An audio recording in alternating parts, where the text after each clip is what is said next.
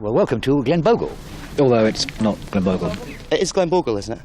No, it's Arveric is the real house. It's not Glen Bogle, John. Honestly, I'm afraid Glen Bogle is fictitious.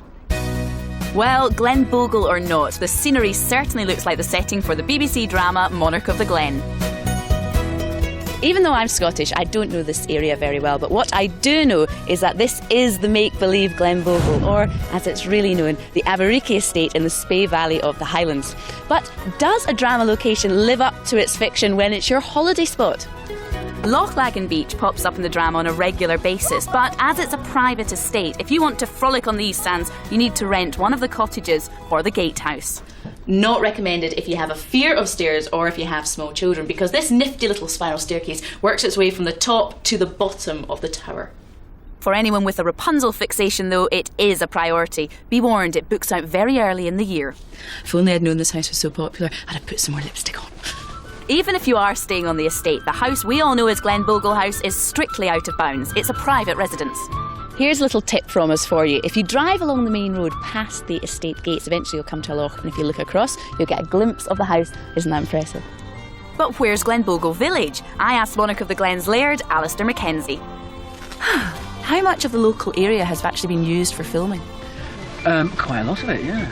Last week we were filming in Newton Moor, there's this scene where Hector, Dolly and myself are getting a haircut at the local barbers, and they built this set, the gentlemen's hairdressers, and we have people coming up trying to make appointments for a haircut. Someone very smart has put together this brochure, which you can get in any of the shops or the local tourist office, and it shows you where to find all the buildings that are used in the drama. Now in here it says that you can find Glen Bogle Town Hall, which in fact turns out to be King Eustace Town Hall. And 10 miles down the road, this was Glen Bogle's funeral directors, in reality, Laggan Craft Shop. Well, you definitely need a car up here. The Glen Bogle village scenes are actually locations in 4 different villages, spread over 15 miles from the estate. That's just the drama locations. Then there's a load of scenery they haven't got around to filming yet. I checked in with the Glen's irascible Hector. Amazing barracks, aren't they? They're so impressive. Extraordinary. They've been here since the Jacobite times, I think. So it's Really? quite impressive. Yes, I've only been here once before. And of course, very sinister at night. So if you've got the rest of the day off, what do you plan to do? I don't shoot, I don't fish, I don't like walking up hills, so I'm very limited. And I'm the oldest man in the company, so occasionally I get up to King Eustace Golf Course, which I love. All right, so there is a golf course. I'm a terrible golfer, but it gets me going, like having a dog. And for the non-golfers, Lochinch, a 40-minute drive from the estate, invites the brave to splash around. I caught up with Dawn Steele, better known as Lexi, the housekeeper with attitude. Have you ever done any kind of activity like this down here at Lochinch? No, I've never actually done that. All I've done is sit up there and have some lunch. But it's nice to kind of you sit up there and you can see everything that's happening. It's more families and stuff that are here, but I've never had the guts to get that wetsuit on and get out there just yet, no.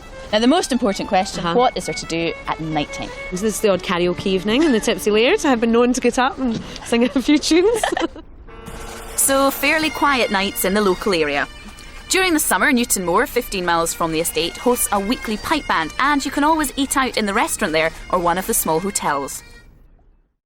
There are plenty of outdoor activities in the area, but if you are not the active type, there's always spectator sport. I joined Monarch of the Glen's Duncan, aka Hamish Clark. So you're a fan of shinty then, Hamish? Yeah, insofar as when we're up here, it's difficult to get away from it. So if you know what's good for you, you're a fan. I mean, look at them. Don't mess with the shinty players.